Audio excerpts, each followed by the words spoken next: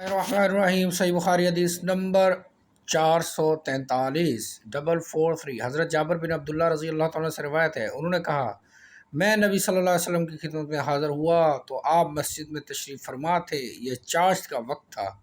आपने मुझसे फरमाया, 2 रकत नमाज पढ़ लो। मेरा आप सल्लल्लाहु अलैहि वसल्लम के ज़िम्मे कर्ज था जो आपने अदा फरमाया और मुझे कर्ज से ज़्यादा दिया। अल्लाह। 443 सही बुखारी हदीस number 443 narrated Jabir bin Abdullah Razila, I went to Prophet in the mosque.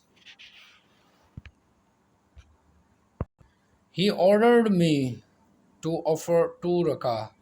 I owed me some money. He owed me some money and he repaid it to me and gave more than what was due to me.